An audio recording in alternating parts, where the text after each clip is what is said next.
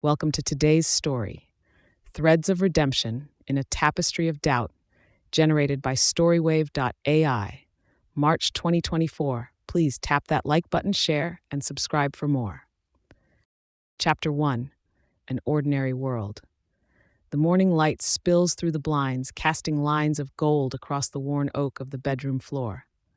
I sit on the edge of the bed, the mattress dipping slightly under my weight, and let out a long, measured breath. It's another day, a thread just like the others, weaving into the fabric of an existence that feels ever so frayed at the edges. I rise, my feet finding the slippers I left there the night before, the familiar texture of the fabric against my skin, a silent confirmation of the day's beginning. As I shuffle towards the bathroom, the house is quiet, save for the distant hum of the waking world outside. The mirror greets me with a familiar face, brown hair tousled, green eyes searching for something I can't quite name. Freckles, a constellation across my nose, are the silent witnesses to the years gone by. The sound of water splashing against tile is a rhythm to which I've become accustomed, a prelude to the day's demands. Dressing in a comfortable shirt and slacks, I prepare to step into my role as Mr. Carter, the history teacher who shapes young minds with tales of the past. But in the quiet of my room, the title feels like another garment, worn and comfortable, yet strangely ill-fitting. Sophia, my sparrow, flutters down the stairs, her auburn hair a cascade of color in the morning's embrace.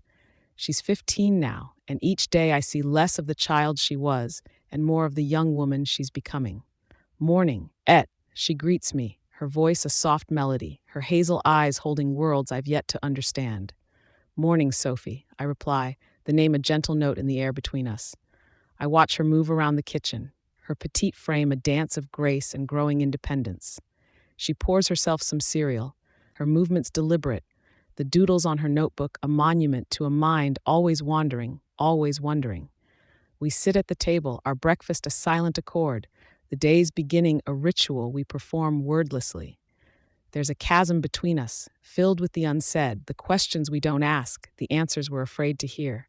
I want to reach out, to bridge the gap with words, but they're like butterflies, elusive and fleeting. It's time for my morning prayer, a daily conversation with my Creator. But today, the words feel hollow, echoing against the walls of my soul with no substance to ground them. I close my eyes, searching for the conviction that once fueled my spirit, but it's like grasping smoke, intangible and evasive. Sophie's at the door now, backpack slung over her shoulder, her eyes distant. Bye, Et, she says, a whisper of wings as my sparrow takes flight. Have a good day, Sophie, I call out, the words a plea for connection. The door closes with a soft click, the sound a punctuation mark at the end of our brief morning chapter. And so, I'm left alone with the silence, the house a vessel for the echoes of a family that feels like it's drifting apart. I gather my things, my heart heavy with the weight of doubt, the threads of my faith frayed and tangled. As I step outside, the world greets me with 1,000 sights and sounds, a tapestry of life in all its chaotic beauty. But within me, there's a battle raging, a man versus himself, a soul searching for the light that once illuminated his path. I head to work, the familiar streets a map of memories, each turn a step towards a destination I can no longer see clearly. And in this ordinary world, I begin to understand that my journey to solace, to purpose, is one that I must walk with tentative steps, a journey that starts with the acknowledgement of the doubt that weaves itself through the very fabric of my being. Today, I start to weave a new thread, one of truth, one of hope, a thread that I pray will lead me back to the faith and family I feel slipping through my fingers. And as the school comes into view, I brace myself for the day, for the students, for the lessons of history that I'll teach, all the while yearning to learn the lesson of my own heart. Chapter 2, Ripples of Questioning. Sunlight filters through the stained glass, casting a kaleidoscope of colors across the pews of the old church. I sit among the congregation, a sea of bowed heads and clasped hands, my own fingers intertwined as I seek a quiet harbor in this familiar sanctuary. Pastor Williams stands at the pulpit, his presence like a lighthouse guiding the flock through the fog of doubt and uncertainty. His voice, rich and resonant, fills the air, each word a stone cast into the still waters of my restless spirit, creating ripples that reach the furthest shores of my thoughts. Let us be the ensigns of our faith, he proclaims, beacons of light in a world that often walks in shadow. For it is not enough to hold our beliefs within the recesses of our hearts. We must let them shine forth and earnest to the one we serve. I listen, the message a melody that resonates within me, yet I can't shake the sense of dissonance. I glance around, seeing faces etched with conviction, their eyes alight with the fire of their devotion. And I wonder, where is my flame? Where is the passion that once defined my every action? Ethan, the history teacher, the father, the man who once walked hand in hand with his faith, now feels like a spectator in his own life, watching as the distance grows between who he is and who he used to be. After the service, I linger, the echoes of Pastor Williams's sermon a haunting refrain. The church empties slowly, a stream of believers flowing out into the sunlit day, but I remain anchored to my seat, adrift in a sea of introspection. Mrs. Jenkins, with her silver hair and kindly smile, approaches me, her steps a soft patter against the stone floor. "Ethan, you look like a man carrying the weight of the world," she observes, her voice the gentle chiding of an old friend. I offer a smile, a thin veil over the turmoil within. "Just a lot on my mind, Mrs. Jenkins," I reply, my voice a whisper of truth in a moment of vulnerability. She nods, her eyes a mirror of empathy. "Faith is a journey, Ethan. Sometimes the path is clear, and other times we need to clear away the brambles to find our way again." I absorb her words, the wisdom of years and the kindness of a soul who has weathered many storms. I think I've lost sight of the path, I admit, the confession a release of the tension that has been building like storm clouds on the horizon. "Then perhaps it's time to seek it out again," she suggests, her hand resting on my shoulder. A touch of reassurance in a moment of doubt. The Lord never leaves us. Sometimes we're the ones who stray from his side. Her words linger as she departs, leaving me to grapple with the notion that my journey back to faith might require more than I've been willing to give. The idea of becoming an ensign, a navigation light, feels daunting, a mountain I'm not sure I have the strength to climb. The church is nearly empty now, the silence a canvas upon which my thoughts paint a picture of the struggle that lies ahead. The internal conflict is a tide that pulls at the foundation of my being, a call to action that demands a response. I rise, the decision to face my doubts a step towards reclaiming the faith that once defined me. As I step out of the church, the light of day is an acute differentiation to the dim interior I leave behind. It's a new chapter, a fresh page on which to write the story of a man who seeks redemption in a tapestry woven with threads of doubt. The walk home is a reflection, each step a question, each breath a prayer for guidance. And as the door to my home opens, I know that the journey I'm about to embark upon is one that will test me, reshape me, and ultimately, I hope, restore me. Chapter 3, The Echoes of Uncertainty. "Mr. Carter, was there really a flag that had 'Don't tread on me' on it?" Ethan, with his usual curiosity sparking behind his green eyes, lingered by my desk. His question was like a gust of wind, stirring the embers of my own contemplation. I nodded. Yes, the Gadsden flag. It was a symbol of defiance, a message of resistance against those who would seek to oppress. Each flag, each banner waved in the air tells a story, Ethan, just like ours. His brow furrowed slightly as he processed this, and then with a quick "Thanks, Mr. Carter," he dashed off to join his friends, leaving me alone with the silence and the ghosts of the past. But as I began to erase the board, the stark white streaks against the dark slate seemed to mirror the dissonance within me. The flags we discussed, each a proud declaration of belief and purpose, now echoed my own search for meaning. Had my life's banner become frayed and faded, no longer a vivid declaration, but a whisper lost in the winds of uncertainty? A knock at the door snapped me out of my reverie. Sophia stood there, her auburn hair framing her face like an autumnal halo. "Hey, ready to go?" Her voice was a tether, pulling me back from the precipice of my thoughts. I offered a smile, a small gesture to mask the storm brewing within. "Just a minute, Sophie," I replied, my words a veil over the chasm that seemed to widen with each passing day. As we walked to the car, the crisp air of the late afternoon was a sharp contrast to the stuffy classroom. Sophia chatted about her day, her words painting a vivid picture of teenage life, of friendships and challenges, of small victories and trivial defeats. Yet beneath the surface of her words, I sensed a distance, a reticence that mirrored my own. At home, the quiet was a stark reminder of the emptiness that seemed to grow with each day. The house, once filled with laughter and warmth, now felt like a museum, each room an exhibit of memories we no longer shared. Dinner was a quiet affair, the clinking of cutlery against plates, a metronome to our silent symphony. I wanted to reach out, to bridge the growing gap with words of comfort, to reassure her and myself that the threadbare tapestry of our lives could still be mended. But the words remained elusive, trapped behind the wall I had built around my faltering faith. And as the evening wore on, the echoes of my internal struggle grew louder, a clatter that drowned out the still small voice I so desperately sought to hear.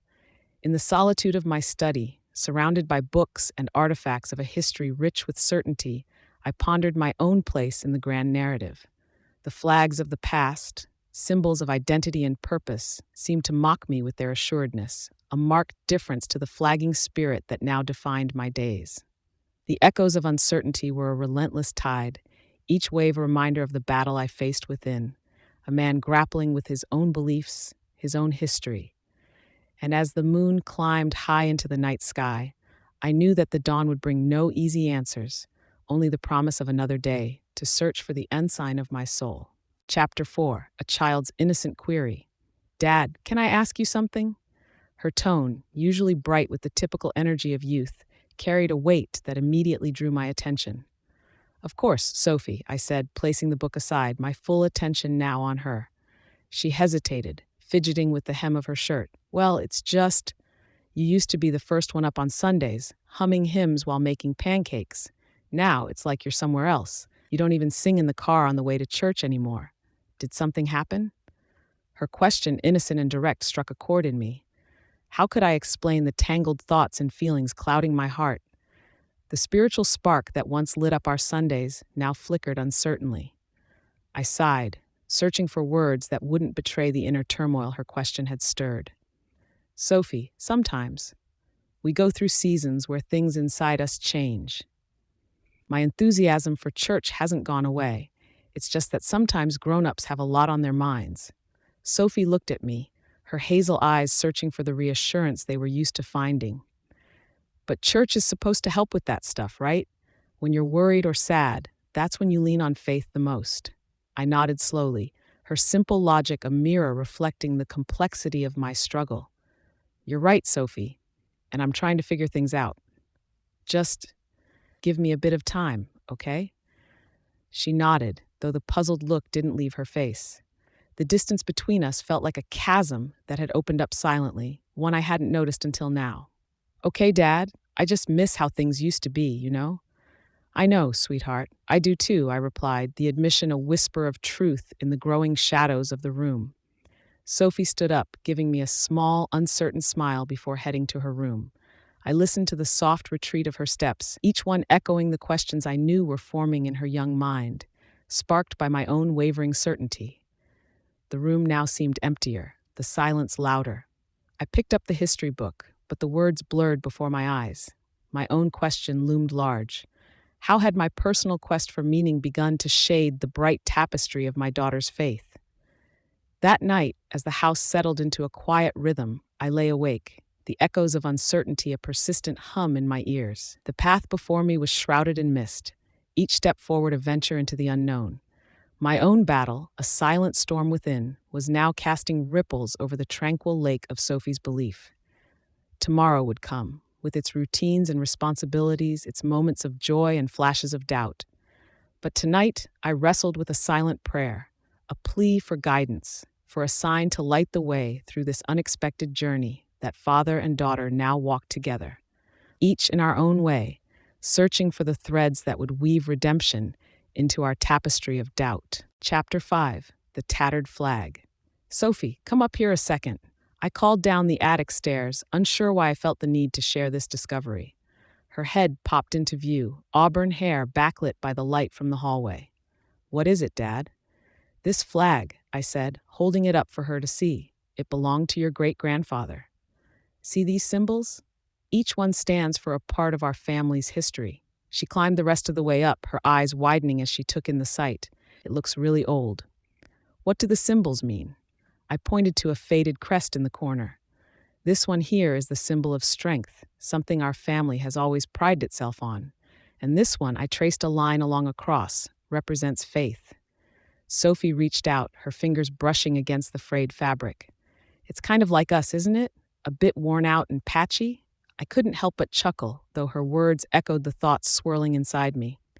I guess you could say that. Sometimes things and people get a bit frayed around the edges. As we sat among old boxes and forgotten trinkets, the attic became a sanctuary of memories. I unfolded the flag fully, laying it out before us. Each symbol, each tear in the fabric told a story of who we were, where we came from. Sophie traced the stitching with her finger. Maybe we can fix it? Make it whole again? Her idea struck a chord. Perhaps this flag was more than a relic. Maybe it was a call to mend what had been broken, to restore what had been lost. You know, Sophie, that's not a bad idea. Maybe it's about time we patched up some old wounds, starting with this flag. Her smile was the first ray of hope I'd seen in a while. Let's do it together, Dad. We can learn about our family history and fix the flag up at the same time. The project felt like a bridge, a way to connect the past with the present, to weave together the frayed threads of my faith with the enduring fabric of our family's legacy. As we worked, the attic filled with the sound of our voices, sharing stories and speculations about the ancestors who had first hoisted this flag. With each stitch, it felt as though I was sewing a part of myself back together, finding strength in the symbols that had stood the test of time. The tattered flag, once a forgotten relic, had become a metaphor for the journey I was on. As Sophie and I breathed new life into it, I found myself reflecting on the meaning behind the symbols, the heritage that challenged my present beliefs, and the possibility that faith, like this flag, could be restored with patience and care. The task ahead would not be easy, the fabric of belief not quickly mended. But as the attic grew darker and the day drew to a close, I felt a sense of purpose I hadn't known in a long time. With Sophie by my side, the echoes of uncertainty began to fade, replaced by the rhythmic sound of needle and thread pulling through the fabric, promising that even the most frayed edges could be rewoven into something whole. Chapter 6, Unspoken Words in Prayer. My gaze drifted upwards to the vaulted ceiling, where shadows played across the elaborate frescoes. I had been here countless times before, had spoken countless prayers from this very spot, but tonight, the familiar surroundings felt foreign, and the divine connection I yearned for felt out of reach. "Ethan, you're here late," Pastor Williams's voice broke through the stillness. I hadn't heard him approach, his presence a sudden comfort in the dimly lit expanse. I managed a small nod, my throat tight. "Just needed a quiet moment, Pastor." He took a seat beside me, his hands resting on an open Bible. "Sometimes silence speaks louder than words. Is there anything you'd like to share?" I hesitated, the turmoil within me a tempest that threatened to spill forth. "I've been trying to pray, but the words just aren't there. It's like I've forgotten how to talk to God." Pastor Williams regarded me with a gentle, knowing look. "Ethan, faith isn't a one-way street. It's not just about the words you speak. It's about listening, too. Maybe this is a time for you to listen for God's voice. But what if I can't hear it?" The doubt in my own voice surprised me. It's in these quiet moments, in the stillness of our hearts, where we often hear Him most clearly. "Don't rush to fill the silence," he counseled, his tone reassuring. We sat together for a long while, the silence a shared experience, the evening light filtering through the stained glass and casting a mosaic of colors around us. Pastor Williams eventually stood, placing a hand on my shoulder. "I'll leave you to your thoughts, Ethan. Remember, you're not alone in this." As he walked away, his footsteps echoing faintly, I was left once again with my own unspoken words. The evening at church brought no comfort, only a deeper sense of isolation. My eyes closed, I reached out with my heart, longing for even the faintest whisper of the divine. The church grew darker as the night deepened, the silence now a vast ocean I found myself adrift in. My internal struggle, the man versus himself, seemed to grow more profound. The threads of my faith, once so vibrant and strong, now felt as elusive as the words I sought to pray. I rose from the pew, my movements slow and deliberate. The church, once a refuge, now felt like a crossroads, each stained glass window a kaleidoscope of choices and paths. I stepped outside into the cool night air, the starry sky overhead, a tapestry of light against the dark. The walk home was quiet, my shadow a solitary figure on the pavement, the rhythm of my steps a silent prayer. I knew that tomorrow would bring new challenges, new opportunities to seek the guidance I so desperately needed. But for tonight, my unspoken words in prayer were the most honest conversation I'd had in a long time. Chapter 7, Shadows in the Sanctuary. Sophie's been doing so well in school, I heard Mrs. Thompson say, her voice carrying over the din of conversation. Ethan, you must be proud. I turned to find her beaming face, her words meant to be a bridge to heartfelt talk. Yes, she's quite the star, I replied, the pride genuine but my heart distant. She gets that from her mother. Mrs. Thompson nodded, her smile unwavering. We all miss her, Ethan. She was such a light in this community. The mention of my late wife sent a pang through me, a reminder of the void that had yet to be filled. Thank you, Mrs. Thompson. We're doing our best to keep that light shining. As the conversation drifted to other matters, the church members sharing updates and stories, I found myself nodding along, a participant in a play where my role felt scripted and hollow. Pastor Williams approached, his plate piled high with the potluck offerings. Ethan, how are you holding up? He inquired, his voice low, a contrast to the jovial banter around us. I managed a half smile, my hand gripping the plastic cup tighter than necessary. Just going through the motions, Pastor. He clapped a hand on my shoulder, the gesture warm but somehow foreign. Faith is a journey, Ethan. It has its valleys and its peaks. Don't lose sight of the peaks. I looked around the hall, the faces of friends and acquaintances, a blurred landscape of peaks I could no longer see clearly. I'm trying, Pastor. It's just hard to see the path right now. The evening wore on, the laughter and shared stories a cacophony that seemed to underscore my isolation. I watched Sophie from across the room, her laughter genuine, her spirit undimmed by the shadows that clung to mine. Her light was a guidepost I felt unworthy to claim, a stark reminder of the disconnection that had grown within me like a silent chasm. As the church clock chimed, signaling the end of the fellowship, I offered farewells, each goodbye a note in a symphony of routine. The sanctuary, once a bastion of my faith, now felt like a room filled with echoes of a life I could no longer grasp. Stepping into the cool night, the stars overhead, a canopy of distant lights, I whispered a prayer, not for words or answers, but for the strength to simply endure. The conflict within me, the man at odds with his soul, had deepened, the threads of my redemption lost in the tapestry of doubt that my life had become. Chapter 8, Whispers of the Past. What are you looking for up there? My mom's voice, as always, carried a tone of concern mixed with curiosity, drifting up from the bottom of the attic stairs. I descended the creaky wooden steps with a heavy box, the contents clinking softly. Just some old family things, Mom. I thought it'd be good to look through them, for old time's sake. In the kitchen, the heart of our family home, my parents sat at the worn oak table. The same table where we'd said grace at every meal, where we'd had countless discussions about right and wrong, and where now we'd unearthed the roots of the faith that was faltering within me. Dad's eyes, always so stern, softened at the sight of the memorabilia. Your grandmother's china, he said, lifting a delicate cup painted with tiny blue flowers. She'd be glad you kept these. Mom's hand brushed over a quilt, each patch a chapter from our family's past. You always loved this, Ethan. Remember how you'd wrap yourself up in it during thunderstorms? I nodded, the memories bittersweet. I remember. It felt like a shield back then. The conversation shifted, as it often did, to matters of faith. You've been different lately, Ethan, Mom said, her voice laced with worry. You used to be so devoted. Do you remember how proudly you recited the scriptures? Yeah, I remember, I replied, the words catching slightly. But sometimes I wonder if I held on to those words too tightly or for the wrong reasons. Dad's gaze sharpened. Our faith is our foundation, Ethan. It's what's kept this family strong. But what if that foundation feels like it's crumbling? I asked, the question a whisper of my inner turmoil. The room grew quiet, the ticking of the old wall clock now a countdown to the inevitable confrontation. You're questioning your faith. Dad's voice was a mix of disbelief and disappointment. It's more complicated than that, Dad. It's not just about faith, it's about finding my own way, figuring out what I really believe.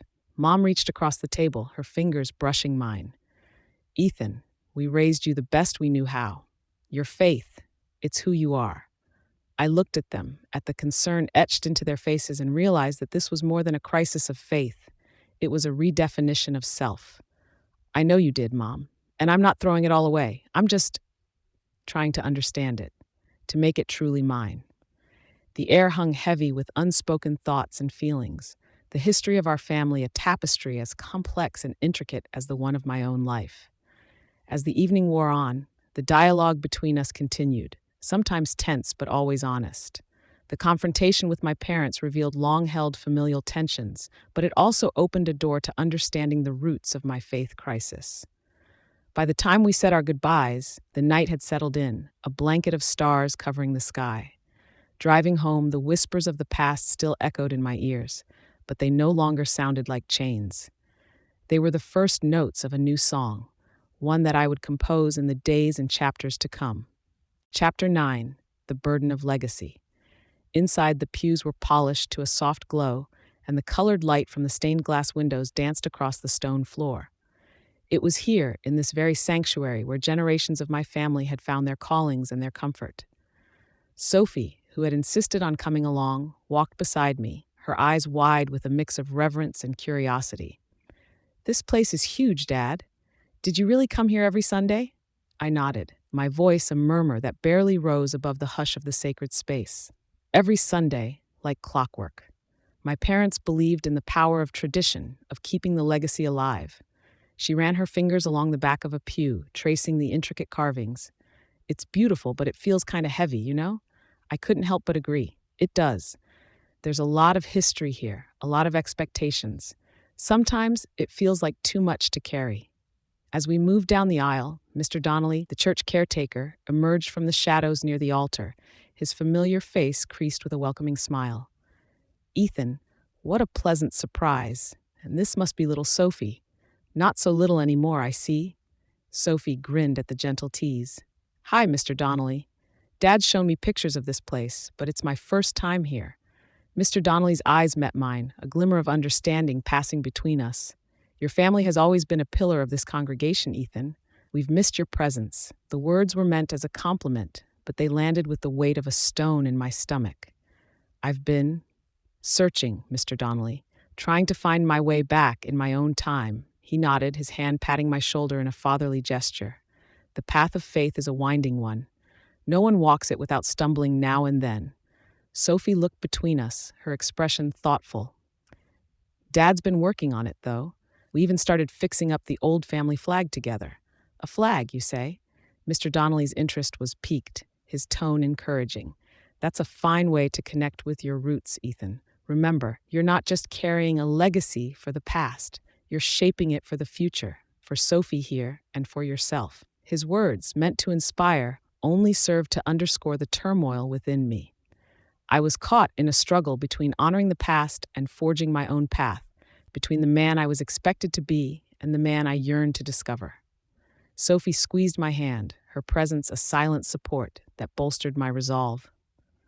"Let's go take a look at the old Sunday school rooms," she suggested, her voice a lifeline in the sea of my doubts. As we explored the church, memories flooded back, the sound of hymns sung in unison, the stern looks when my attention wavered, the pride in my parents' eyes when I upheld the family name. Each recollection was a thread in the tapestry of my identity, one that had become frayed and tangled over time. The visit to my ancestral church had exacerbated my sense of inadequacy, but it also brought clarity. The burden of legacy was mine to bear, but it was also mine to redefine. As Sophie and I left the church, the setting sun cast long shadows across the lane, and I realized that even in the presence of these shadows, I was beginning to find my way. Chapter 10, Forgotten Promises. "Sophie, look at this," I called out, unfurling the ribbon, the knot giving way after a gentle tug. Curious, she abandoned the trinkets she'd been inspecting and joined me, her eyes reflecting the amber glow of the attic light. "What are those, Dad?" "Letters I wrote to myself," I explained, my voice tinged with a hint of nostalgia. It was something I did as a young man, full of hope and plans. With delicate hands, I unfolded the first letter. The ink faded, but the words still clear. A voice from the past reaching out to me. Dear Ethan, I read aloud. Never lose sight of what's important. Your faith, your family, your desire to make a difference. It's what drives you. Sophie settled beside me, her presence a silent support as I continued, each sentence a whisper of the young man I once was. Remember to be kind, to give more than you take, and to keep your heart open to the wonders of his works. The room was still, save for the creak of the floorboards and the distant sound of leaves rustling against the window pane. I paused, struck by the earnestness, the fervor in my own words from another lifetime. Dad, you wrote this to yourself? It's like you knew you'd need to hear it again someday, Sophie remarked, her voice soft but earnest. I nodded, the letters now a mirror reflecting the contrast between the eager youth I had been and the man I had become. I guess I did. But it's hard, Sophie. It's like I've lost the map I drew for myself. We spent the night poring over each letter, my younger self's dreams and promises laid bare. There was talk of missions, of service, of a life devoted to living out the teachings I held dear. And with each word, the reality of the distance I had traveled from those ideals became more apparent. Sophie's hand found mine, her grip firm. Dad, you're still that person. You still care, and you're trying to find your way. That's what counts. Her words were a salve, but the night brought no rest, only a restless introspection that had me pacing the length of my room, the letters fanned out on the desk. The moonlight cast long shadows across the floor, the darkness outside matching the churn of thoughts within. The dawn crept in, a sliver of light that grew with the promise of a new day. And as the sun rose, I made a silent vow to bridge the gap between the man I once hoped to be and the man I was. The letters, once forgotten, were now promises renewed, and with them, the first steps toward weaving the threads of redemption into the tapestry of my doubt. Chapter 11, In the Valley of Shadows. I stood there on the outskirts of the gathering crowd, feeling more like an observer than a participant. Old Mrs. Baker, the librarian, noticed me first, her eyes rimmed with red. Ethan, she greeted, her voice brittle. Ain't it just the saddest thing? Yeah, Mrs. Baker, it's terrible, I managed to reply, the words tasting like ash in my mouth. She nodded, wiping away a stray tear that had fought its way down her cheek. They were such a good family, always at church, always helping folks. I just can't make heads or tails of why such things happen. Her statement, so raw and honest, echoed the question that had been clawing at the inside of my skull ever since I'd heard the news. Why? It was the question that now seemed to stand between me and everything I had once believed in with such conviction. The pastor was making his way through the crowd, his face a mask of shared grief as he offered comfort and words of prayer. When he reached me, he placed a hand on my shoulder, a silent show of support. Ethan, we're all shaken. It's times like these we must hold on to our faith the tightest. I looked into his eyes, searching for that unwavering belief I had once mirrored. But Pastor, how do you hold on to something that feels like it's turning to dust? How can there be purpose in such senseless loss? Pastor Williams sighed, the lines on his face deepening.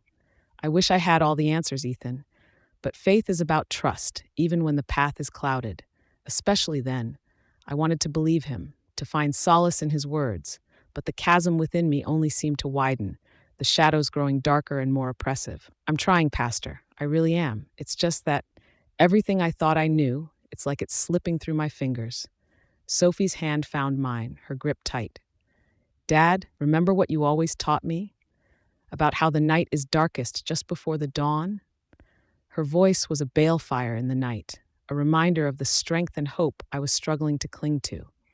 I remember, Sophie. It's just hard to imagine the dawn right now. We stood together, father and daughter, in the valley of shadows that had descended upon our small town. The community's heartache was a tangible thing, a heavy air that filled the square with the weight of unspoken questions and prayers for understanding. As the night drew on, the gathering slowly began to disperse, each person carrying their grief back to their homes, back to their lives. Sophie and I walked back in silence, the echoes of the evening a somber melody that accompanied our steps. In the quiet of my room later that night, I lay awake, staring at the ceiling, the events of the day playing over in my mind. The faith that had once been my compass now hung by the thinnest of threads, my heart a battlefield where hope and doubt waged war. And in the stillness, I whispered into the darkness, not a prayer, but a plea for the strength to face the dawn, for the courage to navigate the valley of shadows, and for a sign that I was not alone in this journey. Chapter 12, Silent Prayers, Silent Nights. I turned my head to the space beside me, where once I had a companion to share the burdens of such restless nights. Now, only the cool, empty sheets answered back. Sophie's gentle breathing echoed from her room across the hall, a reminder that I wasn't completely alone, yet the gulf between us felt wider than ever. With a sigh, I rose from the bed and tiptoed to the window, peering out at the world bathed in shadows. The town was quiet, houses dark, the streets empty.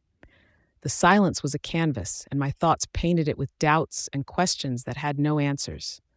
The creak of the floorboards announced my presence as I made my way to the kitchen. The digital clock on the microwave glowed 2:37 a.m. I reached for a glass, the water from the tap filling it with a sound that seemed too loud in the stillness. Can't sleep either, huh? I turned to find Sophie leaning against the doorway, her eyes heavy with sleep, but alert with concern. Just one of those nights, I replied, forcing a smile. Sophie padded into the kitchen, her pajama-clad form illuminated by the refrigerator's light as she poured herself some milk. You've been having a lot of those lately, she noted, taking a seat at the kitchen table. I joined her, the familiar surface of the wood grain under my palms, a reminder of the countless meals and conversations we'd shared here. Yeah, I guess I have. Sophie sipped her milk, studying me with those perceptive eyes that seemed to see right through me. You know, when I can't sleep, I think about all the good stuff, like how we fixed up the flag together, or how you always make those funny voices when you read stories. I chuckled, a brief respite from the turmoil within. Those are good memories, Sophie, but you're thinking about the not-so-good stuff, right? She set down her glass, her voice soft but unwavering. I nodded, unable to deny the truth in her words. It's like I'm reaching out, but there's nothing there. My prayers feel like whispers that get lost somewhere along the way. Sophie reached across the table, her hand enveloping mine. Maybe they're not lost, Dad. Maybe you just gotta wait for the echo to come back. Her optimism was a lifeline, yet I couldn't help but feel adrift, my faith a ship without a sail. I want to believe that, Sophie. It's just hard when the silence is all you hear. We sat there, father and daughter, in the heart of the night, sharing a moment of quiet understanding. The kitchen, usually a place of warmth and laughter, now bore witness to the depth of my struggle. Eventually, Sophie stood, placing her empty glass in the sink. Try to get some sleep, Dad. We'll figure this out together. I watched her retreat to her room, her words a balm to the raw edges of my spirit. The silence of the house settled around me once more, and I whispered another prayer into the void, a silent plea for a sign that I was heard. The night offered no reply, and as I finally surrendered to the call of sleep, I realized that this was my darkest hour, the point where hope seemed as distant as the fading stars. Yet Sophie's faith in me, her unwavering belief that dawn was just beyond the horizon, was a spark in the darkness, a thread I clung to as I drifted into uneasy dreams. Chapter 13, Seeking the Light. I found myself sitting across from Rabbi Cohen, a man whose gentle eyes seemed to hold a well of kindness. His office was a small room lined with bookshelves, the scent of old paper and polished wood mingling in the air. Rabbi, I'm trying to understand, I began, my voice steady but earnest. How do you find certainty in your faith? He leaned back in his chair, fingers interlaced. Ethan, faith isn't about certainty. It's about trust. It's about finding light even when there's darkness all around. But how do you trust when doubt seems stronger? I pressed, my gaze locked with his. He smiled, a soft, reassuring expression. You nurture it like a small flame. You protect it from the winds of doubt, and you feed it with the kindling of community, of study, and of prayer. We talked for what felt like hours, the rabbi sharing his insights and wisdom, each word a piece of a puzzle I was desperate to solve. As the day waned, I found myself at the door of another sanctuary, this one belonging to Imam Malik. His mosque was a place of quiet reflection, the intricate carpets and the soft glow of the hanging lanterns creating an atmosphere of peace. Imam Malik, may I ask you something? I said, my hands clasped before me. Of course, Ethan. What troubles your heart? His voice was like a calm river, steady and sure. I feel lost, I confessed. I'm searching for something. A sign, maybe, or a direction. The Imam nodded, understanding flickering in his eyes. Sometimes the signs we seek are already there, in the life we lead, in the people we love, and in the small joys we often overlook. Our conversation flowed like the tranquil waters of a stream, his words offering a different perspective, one that emphasized the beauty of the journey rather than the destination. The last visit of the day was to Sister Mary at the local convent. The garden where we sat was abloom with flowers, the air filled with the scent of roses and the sound of bees busy at their work. Sister Mary, I've been talking to different people about faith, I said, watching a butterfly flit from blossom to blossom. Everyone has a different take. It's a bit overwhelming, she chuckled, a sound as light as the breeze. Oh, Ethan, faith is as vast as the sky. There are as many ways to experience it as there are stars above us. But how do I know which one is right for me? I asked, the question hanging between us like the butterfly in the air. She reached out, her hand touching my arm. You listen, Ethan, to your heart, to others, to the world. And in that listening, you'll find where you belong. As I walked home, the conversations echoing in my mind, I felt a glimmer of something within me. It wasn't the full-blown illumination I was hoping for, but perhaps it was the start, the first hint of dawn in the longest night of my soul. The search for truth had become my primary focus, and though I hadn't found all the answers, the willingness to ask questions, to listen, and to seek the light was a step forward in the tapestry of my life. Chapter 14, Dawn After the Dark. As I sat there, lost in thought, a figure approached, his steps slow and measured. He was an older man, his face etched with lines that spoke of years filled with laughter and sorrow in equal measure. He wore a simple flannel shirt and faded jeans, his hands calloused, a history to a life of hard work. With a polite nod, he took a seat at the opposite end of the bench. Morning, he said, his voice gruff but friendly. Morning, I replied, the word hanging awkwardly in the air between us. He glanced at me, a knowing look in his eye. You look like you've got the weight of the world on your shoulders, son. I chuckled, despite myself. Is it that obvious? The man's eyes crinkled as he smiled. To those who've carried it themselves, it is. There was a comfort in his straightforward manner, a sense of honesty that was disarming.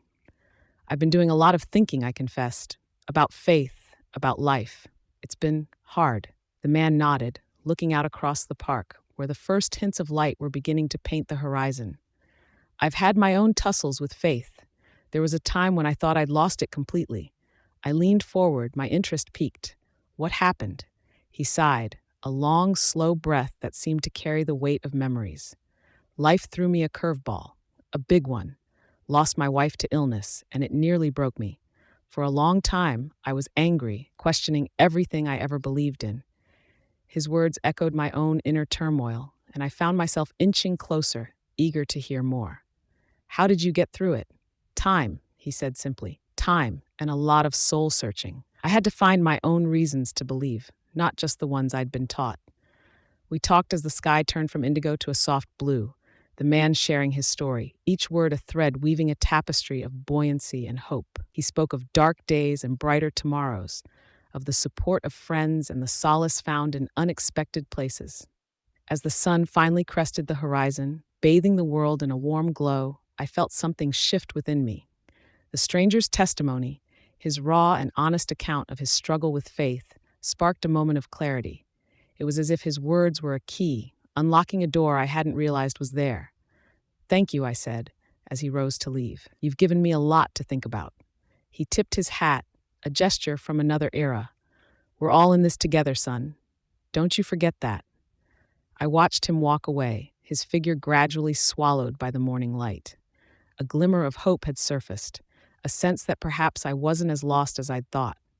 The chance encounter had brought me face to face with the transformative power of belief, and as the park filled with the sounds of the day, I knew I had reached a turning point. The man had offered no easy answers, but he had reminded me that the journey was mine to make. And as I made my way home, the rising sun at my back, I carried with me the promise of a new day, the dawn after the dark. Chapter 15, The Insignia of Hope. As he entered the church, the scent of aged oak and lemon polish greeted him like an old friend. Pastor Williams was arranging books on a shelf, his back to the door, but he paused and turned as Ethan's footsteps echoed on the stone floor. "Ethan, good to see you this bright morning," Pastor Williams said with a warm smile. "Morning, Pastor," Ethan replied, his voice carrying a new steadiness. "I've been thinking about everything we've talked about. I want to do something that represents my journey." Pastor Williams leaned against the bookshelf, his interest piqued. "Go on," he encouraged. "I want to design a personal ensign," Ethan began, his hands tracing the air as if he could already see it. "A flag that symbolizes the reasons I still feel drawn to Jesus, despite the storm that's been raging inside me." The pastor nodded, his eyes reflecting a glint of admiration. "That's a powerful idea, Ethan. Tell me more." "It would have colors that speak to me, symbols that represent the different chapters of my life, the trials and the triumphs, maybe a lion to represent courage and an anchor for hope." Pastor Williams walked over and placed a hand on Ethan's shoulder. "You've got a vision, Ethan. Why not share this with the congregation? It could be a signal for us all." Ethan's heart swelled at the thought. "You think they'd be interested?" "Absolutely," the pastor assured him. "In fact, why don't you speak about it at the service this Sunday? It could spark a new initiative, get everyone involved in creating their own ensigns." The idea took root in Ethan's mind, growing with each passing second. "I'd like that, Pastor. It feels like I'm finally moving forward." Sunday couldn't come fast enough. When it did, Ethan stood at the front of the church, the morning light streaming through the stained glass and painting the congregation in a mosaic of colors. He cleared his throat, his heart thumping like a drum. "I want to talk to you all about a project that's close to my heart," he began, his voice echoing off the high ceiling. "It's about creating a personal ensign, a flag that represents our individual faith journeys." The congregation listened, rapt, as Ethan shared his vision, describing the symbols and colors that held meaning for him. Heads nodded and eyes sparkled with interest. When he finished, the room erupted in applause, a sound that warmed Ethan from the inside out. After the service, people crowded around Ethan, eager to share their ideas. "I'd put a dove on mine, for peace," said Mrs. Jenkins, her eyes alive with excitement. "I think I'd choose a mountain," young Ethan chimed in. "For all the obstacles I've overcome." Ethan listened to each person, his heart growing lighter with every word. The Ensign project had struck a chord, uniting the community in a tapestry of personal faith and collective spirit. As he walked home that day, the sun warming his face, Ethan felt a sense of purpose he hadn't known in a long time. The insignia of hope he'd envisioned was more than just a flag. It was a symbol of his redemption, a mark of a turning point in the deepest struggle of his heart. Chapter 16, Raising the Banner. Groans and murmurs met my announcement, but they softened when they saw the unusual gleam of excitement in my eyes. "Trust me, you'll want to hear this," I assured them. "You're not going to give us extra homework, are you, Mr. Carter?" quipped Marcus, a wiry kid with a quick smile that could light up the room. "No, Marcus, no extra homework. This is about a battle, a real one, a battle of the heart." I could see I had their attention now. The room fell silent, the shuffling of papers and backpacks ceasing. Even the class clown, Joey, who usually had something to say, was quiet. "I've been fighting this battle for a while now," I continued, struggling with questions about my faith, about what I believe in, but I've decided I'm not going to let those doubts beat me. I'm raising my own banner, a flag that represents my fight, my journey. Sophie, sitting in the second row, watched me with a knowing look. She'd seen the struggle up close, been my ally in the darkest moments. "Like a superhero?" piped up little Sarah, her eyes wide with the innocence of youth. "You could say that, Sarah, like a superhero who's found his strength again. And you know what? Each of us can be like that, using our struggles to become stronger, wiser, kinder." The class was silent for a moment, contemplating the metaphor. Then hands began to shoot up, questions flying at me like arrows. "Does that mean you're okay now, Mr. Carter?" asked Emily, concern etched across her freckled face. "I'm getting there, Emily. It's a journey, and it doesn't end overnight. But I've turned a corner, and I want you all to know that no matter what battles you face, you can turn a corner too." The bell rang then, a loud chime that signaled the end of the day, but for the first time, no one moved. They were still caught in the story, in the idea that they could each raise their banner against whatever battles they faced. As the students eventually filed out, Sophie lingered behind. "Dad, that was really cool. I think you reached them." I smiled, ruffling her hair. "Thanks, Soph. I think I reached myself, too." At home later that evening, I sat at the kitchen table with my sketch pad, drawing the ensign I'd described. It was more than just a flag. It was a symbol of all the insights I'd gained, a visual testimony of my renewed determination. Sophie sat beside me, her own sketch pad open. "I'm making one too, Dad. For my battle against math tests," I chuckled, the sound genuine and light. "You'll conquer those math tests, I'm sure of it." We worked together, father and daughter, our banners taking shape, our silent prayers now infused with a sense of purpose and resolve. It was the turning point, the moment when the threads of doubt were woven into a tapestry of hope and strength.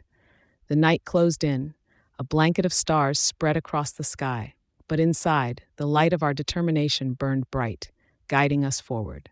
Chapter 17, The Healing Thread. "All right, Sophie, you ready to make some magic with these flags?" I asked, a grin breaking across my face as I picked up a paintbrush. She matched my grin with her own, her hazel eyes sparkling. "Let's do it, Dad. I'm thinking my flag needs a big bright sun in the corner. You know, for hope and new beginnings." I dipped my brush into a pot of sunny yellow paint. "That's perfect, Soph. Hope's exactly what we need." As we worked, the silence that usually hung between us began to unravel, replaced by the comfortable hum of shared activity. Sophie's flag was taking shape, bursts of color coming together in a vibrant declaration of her youthful optimism. "How about you, Dad? What's going on your flag?" she asked, her gaze flicking over to the white canvas I had yet to touch. I paused, considering. "I'm thinking an oak tree might be right, solid and strong even in the wildest storms." Sophie nodded, her brush pausing mid-stroke. "I like that." Mom loved oak trees. The mention of her mother tightened my chest, but I pushed through the pang of sorrow. "She did," I agreed, my voice steady. "Let's make sure these flags carry a piece of her, too." We painted in silence for a moment, each lost in our thoughts. Then Sophie set down her brush and looked at me. "Dad, can I ask you something?" "Anything, Soph."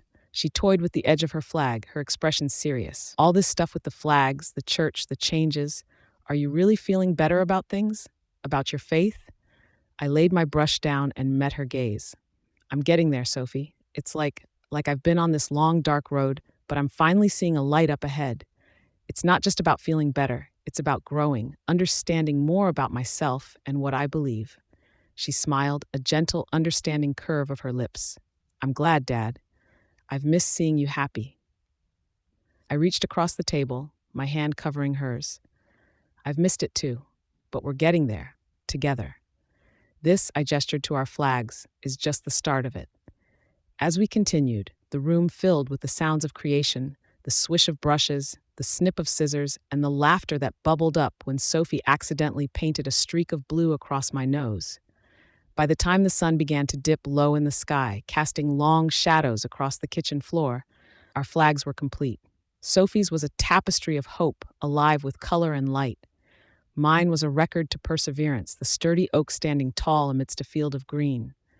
We stood back, admiring our handiwork, the healing thread of acceptance and action weaving its way through the fabric of our relationship.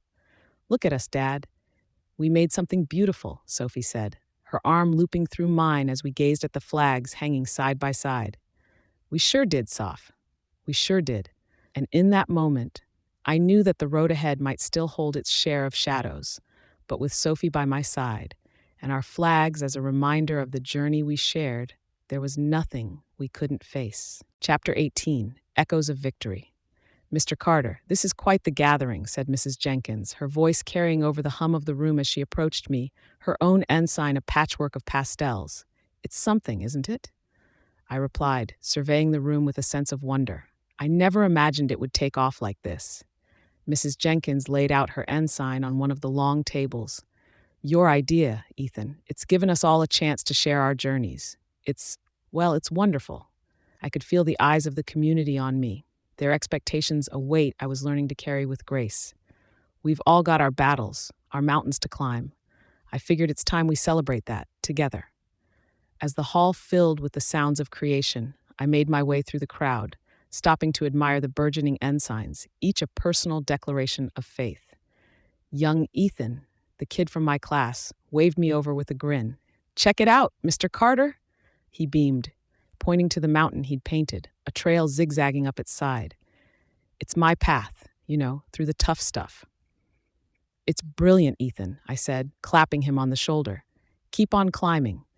The hours slipped by, and the hall became a tapestry itself, woven from the collective spirit of the town. As the day waned, Pastor Williams called for attention, and a hush fell over the room. "Ethan here has started something special," he announced, his voice echoing through the hall. "It's time we share our stories, our ensigns, with each other. Who'd like to go first?" A moment of hesitation gripped the room before Mrs. Jenkins stepped forward, her ensign clutched in her hands. The room watched, a collective breath held as she spoke. "This represents my family," she began, her voice steady but rich with emotion. "The colors are for each of my children, the love that binds us, and the faith that's seen us through loss and joy alike." One by one, others stepped up, their voices painting pictures of their triumphs and trials. I listened, my heart swelling with pride and empathy. This was more than just an arts and crafts project. It was healing. It was community. It was unity. As the last story was shared and the applause faded, Pastor Williams turned to me. "Ethan, you've shown us all something powerful today. Thank you." I nodded, feeling a sense of accomplishment that was unfamiliar but deeply satisfying. "We all have our doubts, our fears," I said, my voice carrying across the room. "But when we share them, when we face them together, we find strength. We find hope. And that's what these ensigns are all about." The church hall emptied slowly as the evening crept in. The ensigns rolled and tucked under arms, their creators leaving with lighter steps and lifted spirits. And I, with my own ensign rolled neatly, felt the echoes of victory in my heart, a definiteness to the internal battles I'd fought for so long. It was more than just leading by example. It was about walking the path with others, showing that in the face of uncertainties, together, we could all find our way. Chapter 19, Harvest of the Heart. Sophie joined me, her own strides confident and sure. "It's a beautiful day, isn't it, Dad?" she observed, her breath visible in the cool air. "It sure is, Soph," I replied, taking in the vibrant hues of the trees that framed the park. Days like this, they make you appreciate the little things. We sat in comfortable silence, watching as a squirrel scampered across the grass, its cheeks bulging with the bounty of fall. It was Sophie who broke the silence, her words thoughtful. "You seem different lately, Dad. More at peace?" I turned to look at her, really look at her, and saw the young woman she was becoming. "I've been doing a lot of thinking, about faith, about doubts. I've come to accept that doubt is just a part of it all, a part of believing." She nodded, following the path of a falling leaf with her eyes. "So you're okay with the questions now?" "Yeah, I am," I said, feeling the truth of the words in my bones. The questions, the struggles, they've deepened my understanding, made me more compassionate. A jogger passed by, offering a quick wave and a friendly "morning." We returned the greeting, and I felt a sense of camaraderie, of being part of the larger tapestry of life. "Dad, remember when you used to think you had to have all the answers?" Sophie asked, a playful twinkle in her eye. I chuckled, a sound that came from a place of genuine amusement. "I remember. I was wrong about that. Life's not about having all the answers. It's about living the questions." Sophie leaned against me, her shoulder a comfortable weight. "I think you're a better teacher for it, and a better dad." The words filled me with a warmth that the autumn chill couldn't touch. "Thanks, Soph. That means the world to me." We rose from the bench, our time there at an end, but the conversation carried on as we walked back through the streets of our town. We talked about school, about her dreams, about the ensigns we'd made, and about how the community had come together. As we reached our doorstep, Sophie turned to me, her expression earnest. "Dad, I'm proud of you. You've shown me that it's okay to have doubts, as long as you don't let them stop you from moving forward." I wrapped an arm around her, pulling her into a hug. "And you, Sophie, have shown me the strength that comes from facing those doubts head on." Inside, the aroma of coffee and the warmth of the kitchen welcomed us. The house, once a place of silent struggles, was now a home filled with open hearts and open conversations. I realized that the harvest of my heart was plentiful, rich with lessons learned and love rediscovered.